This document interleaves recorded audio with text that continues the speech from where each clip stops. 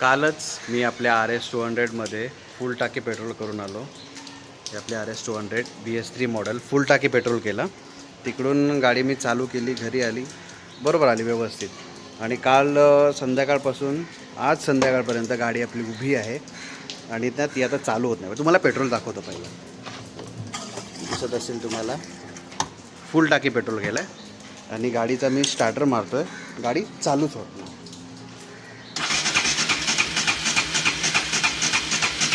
होतच नाही आहे. जवळजवळ 1 तास झाला मी गाडी चालू करायचा प्रयत्न करतो आहे, चालू होत नाही आहे. आज फ्रायडे असल्यामुळे आमच्या इथले मेकॅनिक सगळे बंद असतात. तरी मी एकाला कॉल करून विचारला तर तो म्हणते की हे गाडीमध्ये तू पेट्रोल टाकलं होतंस का आता?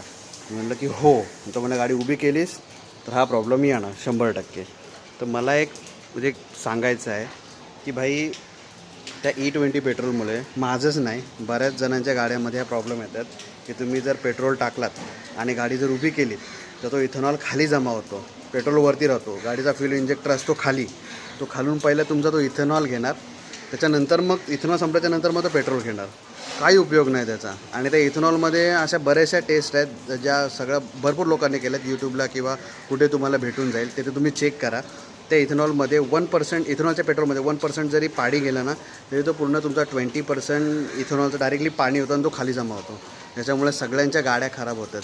आता गव्हर्नमेंटचं असं म्हणणं आहे की हे एक्सपेरिमेंट आहे, हा एक्सपेरिमेंट चालू. तर भाई जर तुम्हाला एक्सपेरिमेंट करायचा आहे ना तर तुम्ही तुमच्या गाड्यांवर करा, कंपनीच्या गाड्यांवर करा, सामान्य जनतांच्या गाड्यांवर करू नका. ठीक आहे. ह्या आमच्या गाड्या एक्सपेरिमेंटसाठी नाही आहेत. आमचा स्वतःचा पैसा खर्च होतो, आमचा वेळ वाया जातो.